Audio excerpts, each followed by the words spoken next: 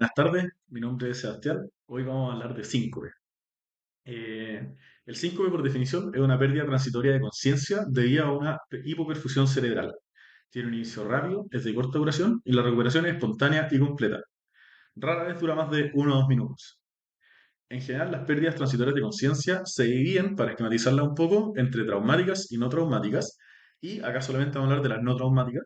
Y dentro de este grupo de no traumáticas las dividimos en tres más: el síncope, que es de lo que vamos a hablar hoy día, los ataques epilépticos y los psicógenos, que también es una causa importante. Ahora, hablando de síncope, nuevamente lo vamos a subdividir en tres grupos más, que son principalmente las causas y la fisiopatología detrás de este evento, que están los síncopes cardíacos, los síncopes reflejos, que habitualmente son los vasovagales, y la hipotensión ortostática. Esto es bien importante para nosotros como internistas porque es una consulta frecuente en nuestro poli y muchas veces en el hospitalizado, y requiere un enfrentamiento que sea sistemático para descartar causas raras que eventualmente puedan ser peligrosas y no sobreestudiar a los pacientes que no lo requieren. En general, lo que está escrito es que hasta un 20% de la población general va a tener en algún minuto un síncope en su vida. Y aquellos que la tengan van a tener una recurrencia de hasta un 50% durante el resto de su vida. Por eso estamos hablando de lo prevalente que es esta cuestión. La distribución etaria es un poco bimodal. En general, entre la niñez tardía, en el fondo la adolescencia, y la adultez temprana va a tener un primer pic que no es tan alta, y después sobre los 70 años hay un segundo pic que ya es bastante más alto. En el primer grupo, el síncope vasovagal es por escándalo el más frecuente, y en el segundo grupo sigue siendo el más frecuente, pero ya hay muchas más causas cardiogénicas también. En general se está descrito que hasta un 1 o 2% de las consultas en el servicio de urgencias van a ser a causa del síncope, y hasta, independientemente no lo estudie y todo, hasta un 20 o 30% de los síncopes no vamos a llegar a un diagnóstico de la causa. Eso a través del tiempo ha ido disminuyendo, principalmente por los avances en los estudios y la mayor accesibilidad. Ahora, que la hipoperfusión cerebral es la causa del síncope, como hablamos al principio, y para, en el fondo, explicar esto, basta decir que con solamente 1 minuto de falta de flujo en el cerebro es suficiente para producir una pérdida de conciencia completa. Como por ejemplo también una presión arterial sistólica de unos 30 a 40 milímetros de mercurio, que eso habitualmente corresponde a una presión arterial sistólica corporal de 50 60, también ya es suficiente para causar esta pérdida de conciencia. La presión arterial de la que estamos hablando está determinada por dos principales componentes, que son el gasto cardíaco y la resistencia vascular periférica. Cualquiera de estos dos componentes que se caiga va a hacer que caiga también mi perfusión cerebral. Ahora, hablando sobre las tres subgrupos de síncope de los que mencionamos previamente, vamos a hablar un poco de cada uno de ellos, su fisiopatología. En primer lugar, el síncope reflejo es un grupo de afecciones donde los reflejos neurológicos producen una cardioinhibición, es decir, bradicardia o pausas completamente, o vasodilatación, disminuyendo así la resistencia vascular periférica. Y el más común de este grupo es el vasovagal. Existen otras, como por ejemplo la hipersensibilidad del seno carotídeo o la situacional, por ejemplo, los pacientes que van a tener una micción y con eso se sincopean. El segundo más frecuente es la hipotensión ortostática, que está definida como una caída de la presión arterial sistólica de 20 milímetros de mercurio o de la diastólica de 10 milímetros de mercurio al ponerse de pie. Y eso habitualmente está asociado a un volumen disminuido o drogas, por ejemplo, que van a causar esto, como hipotensores, como opiáceos o antidepresivos tricíclicos, o también en casos de insuficiencia autonómica, como son, por ejemplo, la enfermedad de Parkinson o insuficiencia autonómica secundaria, como en pacientes con diabetes avanzada o amiloidosis. También se asocia con el alcohol o, independiente de cualquiera de estas cosas, con la edad.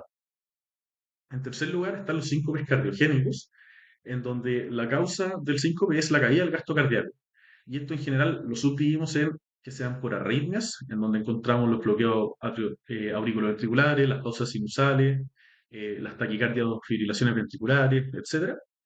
Existen las con cardiopatía estructural, en donde tenemos la estenosis aórtica, la miocardiopatía hipertrófica, por ejemplo, y otras un poco menos habituales, pero que igual hay que tener en consideración, por ejemplo, el TEP, la hipertensión pulmonar propiamente tal, o el trasplante cardíaco.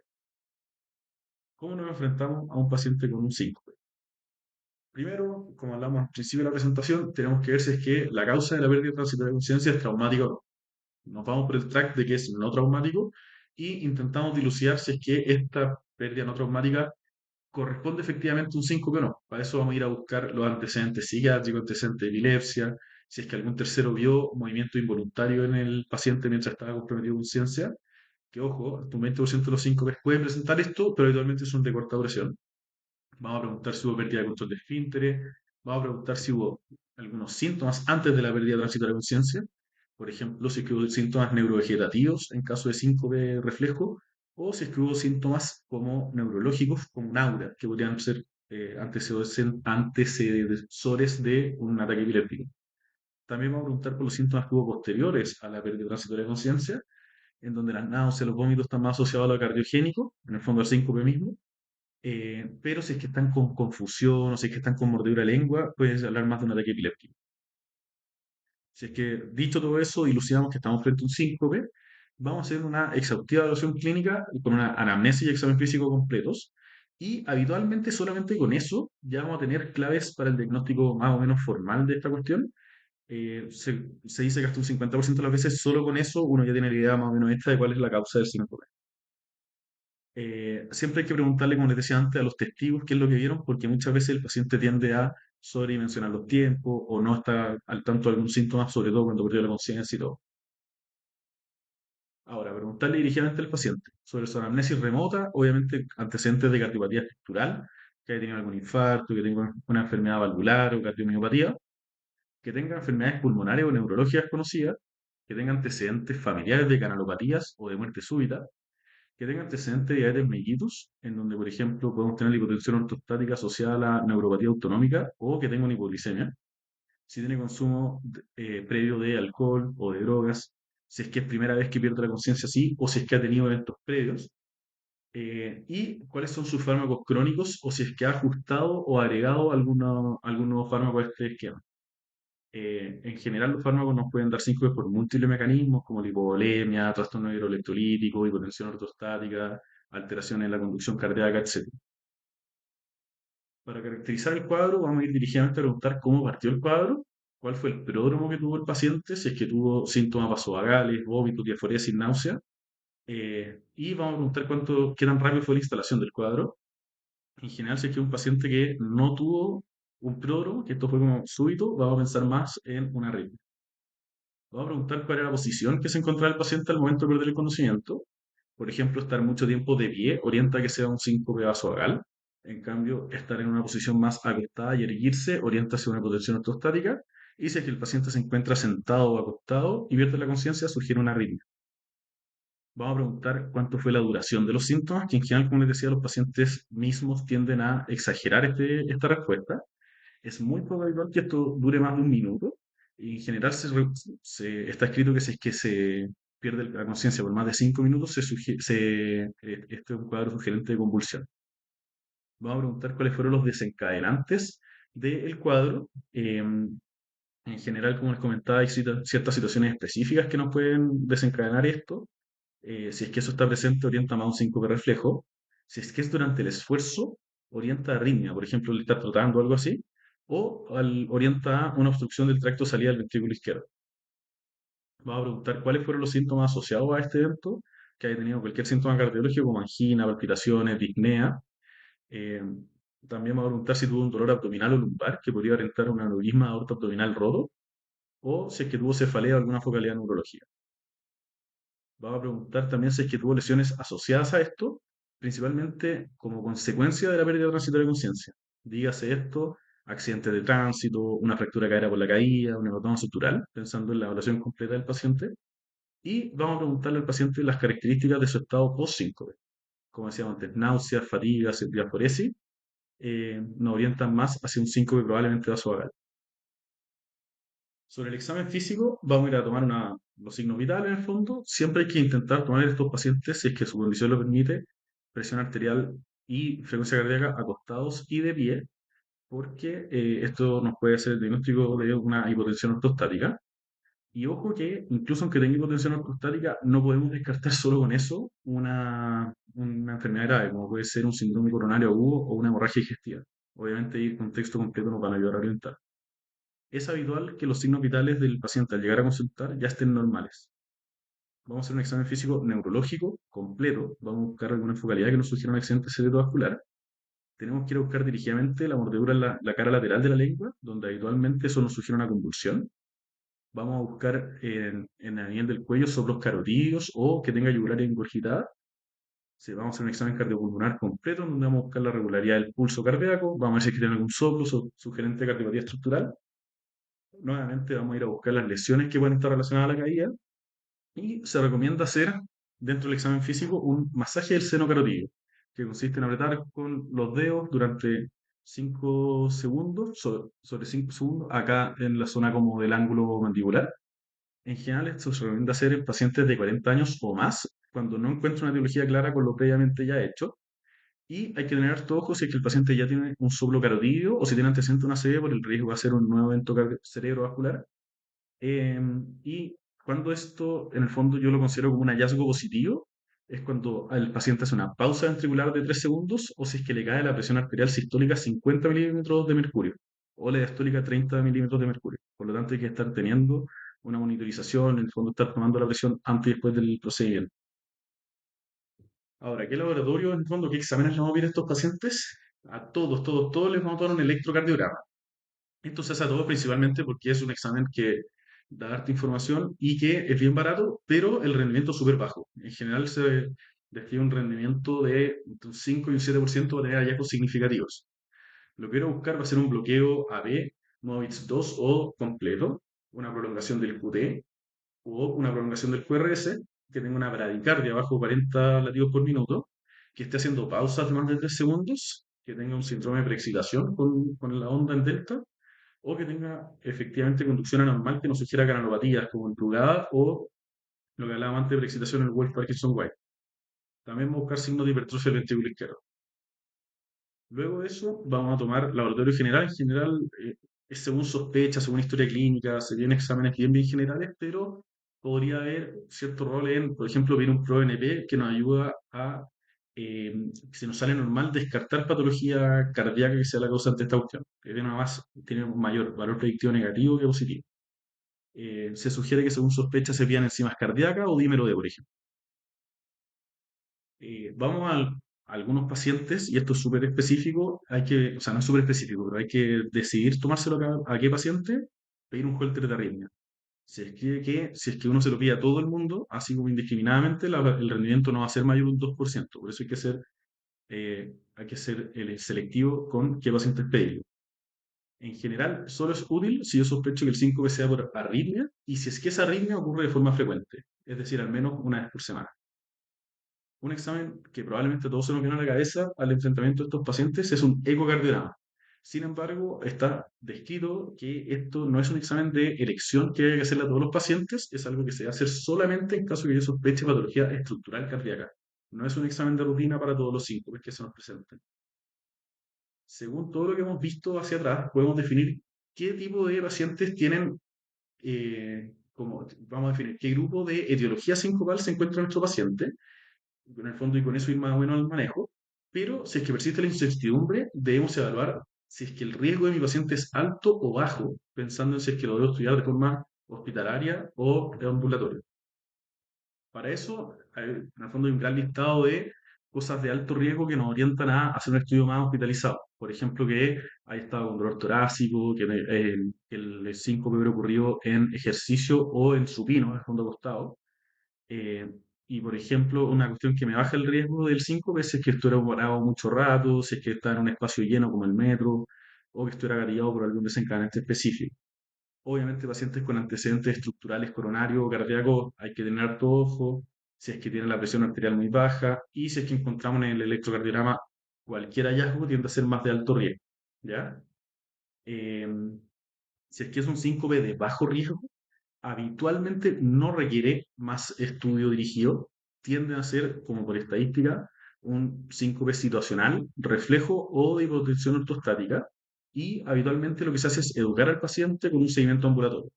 En cambio, si es que el paciente es de alto riesgo, lo vamos a hospitalizar para monitorizar, y ahí no está muy claro cuánto tiempo hay que monitorizar como con electrocardiograma continuo, pero la recomendación habitual es habitualmente un día, entre 12 y 24 horas. Se han intentado desarrollar varias escalas de riesgo para definir cuáles son los pacientes que en el fondo vale la pena hospitalizar y cuáles no, pero ninguna ha sido muy superior al resto. Existe la de Canadá, la de San Francisco, la EXIS, y la verdad es que son todas bien más o menos. Está escrito que no son mejores que el juicio clínico para tomar una conducta. Hay guías que las recomiendan y guías que no. Ahora, ¿qué otras pruebas diagnósticas yo puedo solicitar a mis pacientes, sobre todo de forma ambulatoria, si es que sigo con la etiología no clara y quiero llegar a un diagnóstico certero?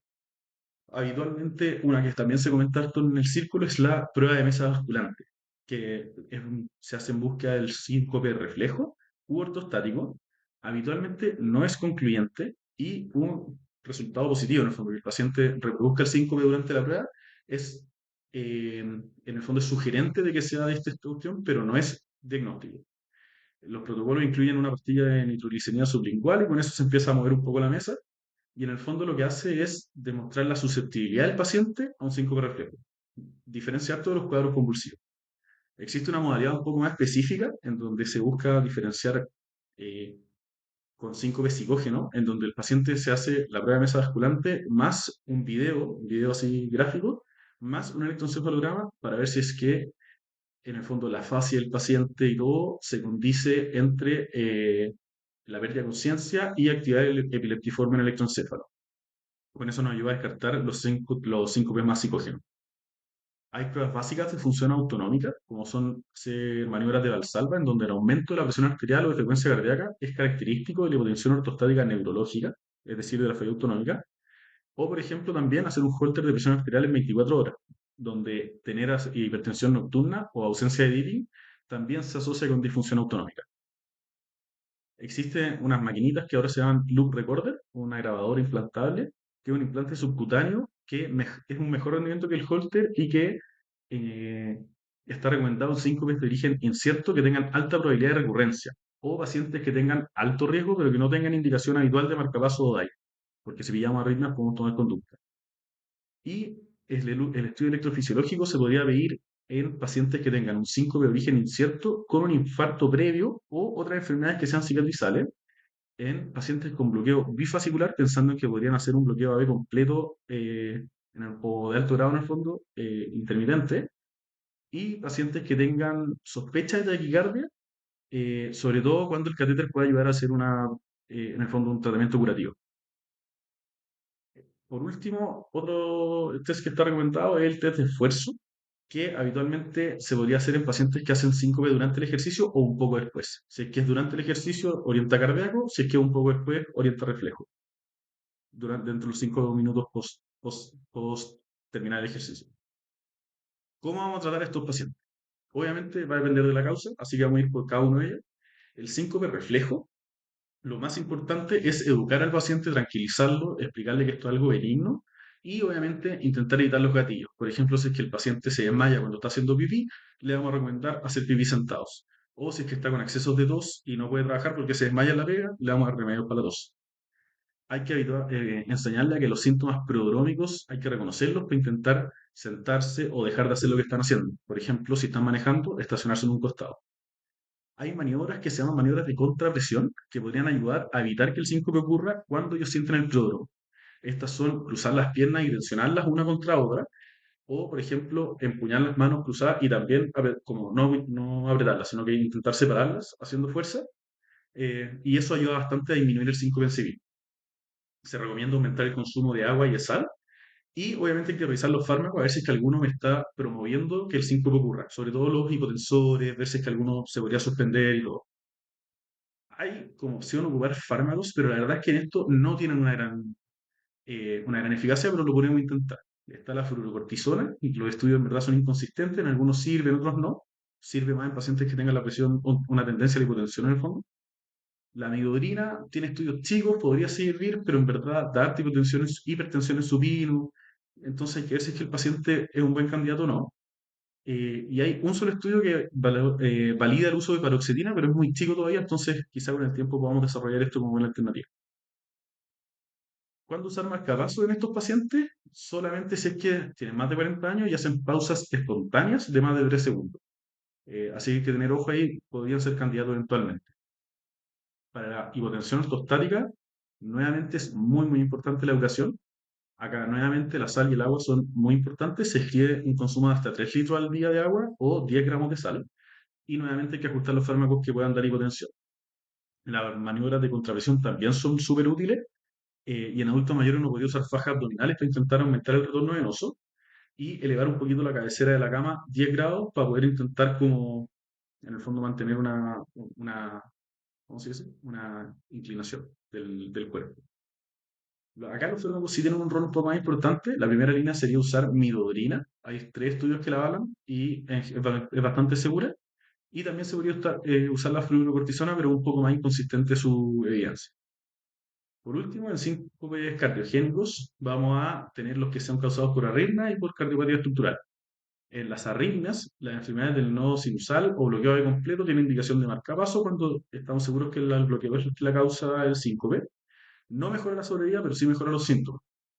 Cuando hacen bloqueos de rama, o si los síncopes son de causa desconocida, pero que sospechamos que es arrítmico, vamos a intentar documentar el bloqueo de completo o hacer un estudio electrofisiológico que salga positivo. Si no, la indicación de marcapaso en verdad es completamente, está demostrado que hasta en un 80% de las veces está mal indicado. Si es que hacen taquicardias paroxísticas supraventriculares, podemos mandarlo a electrofisiología a hacer una evaluación por catéter. Y si hacen taquicardias ventriculares paroxísticas, también podemos mandarlo a electrofisiología para hacer evaluación por catéter.